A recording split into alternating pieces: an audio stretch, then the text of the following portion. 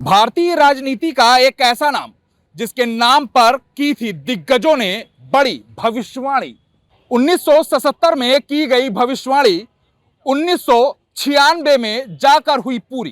किस्सा है सियासत में अटल बिहारी वाजपेयी की अविश्वसनीय कहानी इतिहास में हुई दर्ज। किस्सा है सियासत में एक बार फिर से एक नई कहानी के साथ आपका स्वागत है।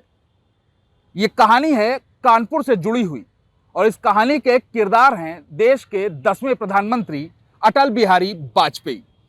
हम बात बता रहे हैं 1977 की, जब जनता पार्टी के प्रत्याशी मनोहर लाल की जनसभा को संबोधित करने के लिए कानपुर पहुंचे थे अटल बिहारी वाजपेयी और चौधरी चरण सिंह।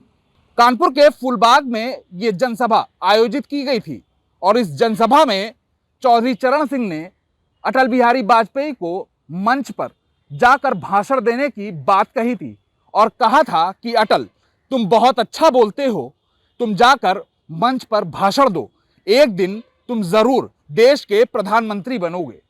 हालांकि इस बात को पंडित जवाहरलाल नेहरू ने भी इससे पहले अटल बिहारी वाजपेयी से कहा था, लेकिन इस बात को दोबारा चौधरी चरण सिंह ने दोहरा दिया और कानपुर के फूलबाग में अटल बिहारी को देश का प्रधानमंत्री बनने का आश्वासन दिया था, जिसके बाद से 1996 में अटल बिहारी वाजपेयी देश के 10वें प्रधानमंत्री के तौर पर चुने गए।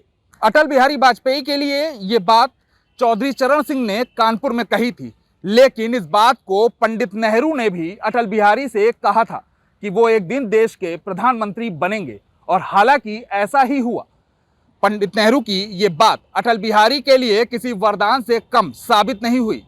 वहीं दोबारा चौधरी चरण सिंह ने भी अटल बिहारी वाजपेयी के लिए इस बात को दोहराया था, जिसके बाद से देश के 10वें प्रधानमंत्री अटल बिहारी वाजपेयी बने और भारत में 3 बार प्रधानमंत्री के पद पर आसीन हुए। भारतीय राजनीति में अटल बिहारी के लिए कही गई ये बात फिलहाल एक कहानी थी, लेकिन ये कहानी बरसों तक याद की गई और जब अटल बिहारी देश के प्रधानमंत्री बने तो ये कहानी किस्सा सियासत में तब्दील हो गई।